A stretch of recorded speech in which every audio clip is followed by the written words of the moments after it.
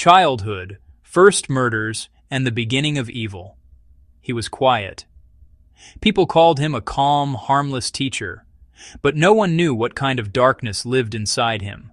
Andrei Romanovich Chikatilo, later the world would call him the Butcher of Rostov. But this story didn't start with murder. It began with hunger, fear, and a childhood scarred by horror. Born in 1936 in a small Ukrainian village during Stalin's famine, Andrei grew up among starvation and death. Millions were dying across the land. His mother told him stories that froze his blood.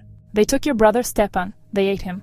Whether that was true or not, the words never left his mind. The Holodomor was real, and in that nightmare, humanity had vanished.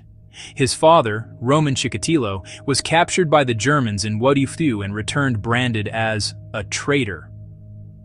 Andrei grew up in shame and silence, in a home filled with fear and poverty. At school he was shy, isolated, and mocked by classmates. He studied well but had no friends. When he reached adolescence, another wound appeared. He discovered he was impotent. That humiliation burned into his soul. I could not love women. They frightened me. After military service in Belarus, he married a co-worker, Feodosia Odenschenko, and had 2 children. Outwardly, he was a model citizen, a teacher, a father, a Soviet man. Inside, something dark was growing. In 1978, the darkness finally exploded.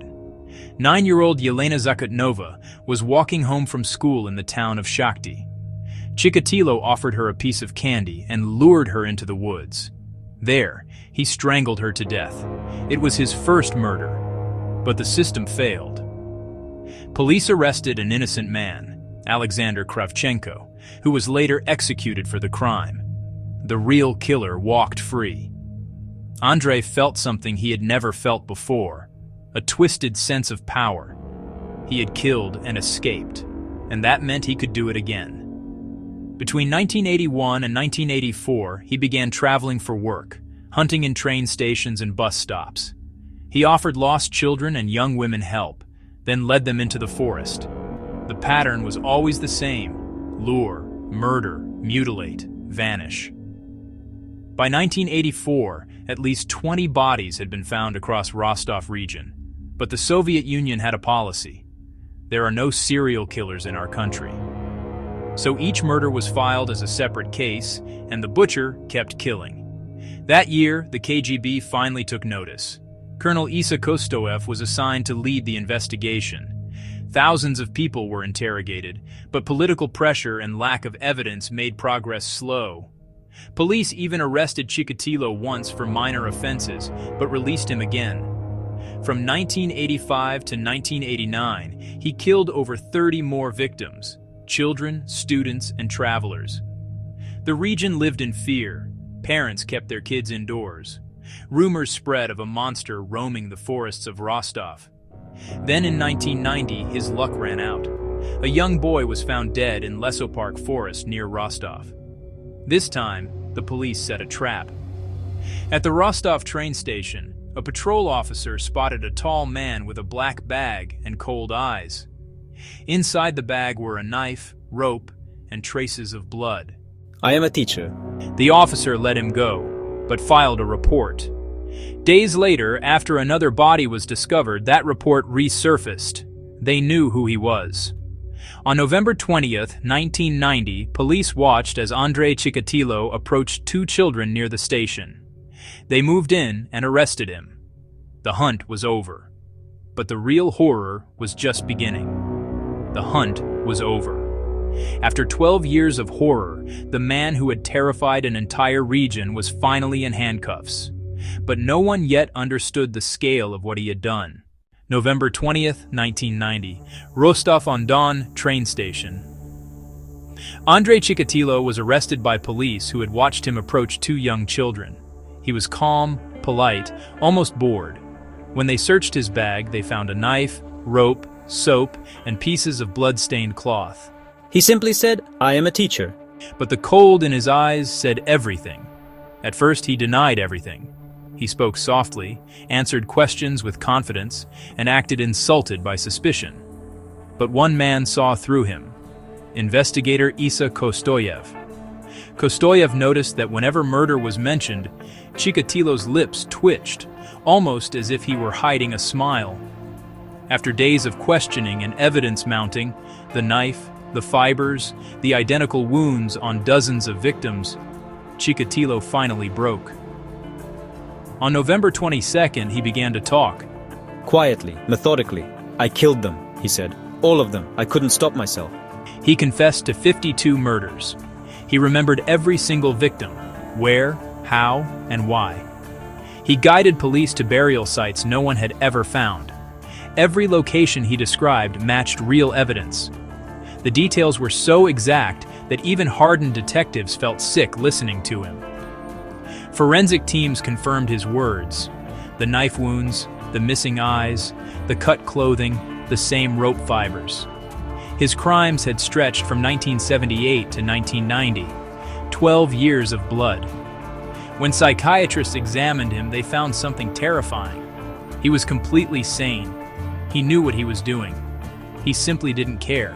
He told them, I'm not insane, I'm just different. I was born like this. He spoke about his impotence, his humiliation as a child, and how killing gave him power. He said that each murder made him feel alive again. He described the act not as violence, but as control. Psychologists called him a sadistic psychopath, someone who finds pleasure in domination and pain. In 1992, his trial began in Rostov. It was one of the most shocking trials in Soviet history. Hundreds of people crowded the courtroom: journalists, families of the victims, and ordinary citizens who wanted to see the monster with their own eyes. He sat inside a metal cage, a literal cage, to protect him from the enraged public. His face was pale, his eyes lifeless. At times he smiled. At times he mocked the court. He said, I'm not a monster. I'm just like you. Only my urges are stronger. The family screamed from the gallery. The judge demanded silence. Reporters wrote that it was like watching evil itself take human form. Over the course of the trial, the court confirmed 52 murders. Chikatilo described them without emotion, even correcting investigators on small details. His calmness was more horrifying than his crimes. On October 15, 1992, the court found him guilty on all counts. The sentence: death by shooting. When the judge asked for his final words, Chikatilo said, I found no place in this world.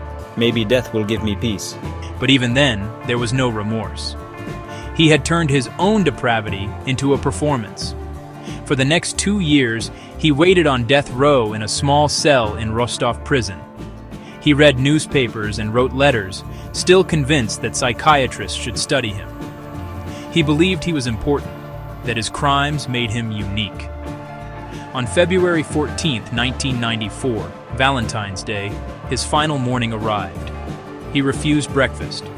At 9 a.m., guards took him from his cell. He said nothing. A single gunshot ended his life. The butcher of Rostov was dead, but his shadow remained. In the aftermath, the Soviet government was forced to admit that serial killers could exist, even in a society that claimed to have none. His case changed Russian law enforcement forever. New departments were created to study criminal psychology. And yet, decades later, his name still sends chills through Russia. Andrei Chikatilo, the teacher who became a predator. The man who lived among ordinary people, smiled at them, taught their children, and then hunted them. He was not a demon. He was human. And that is what makes his story truly terrifying. Because evil doesn't always wear fangs. Sometimes it wears a smile.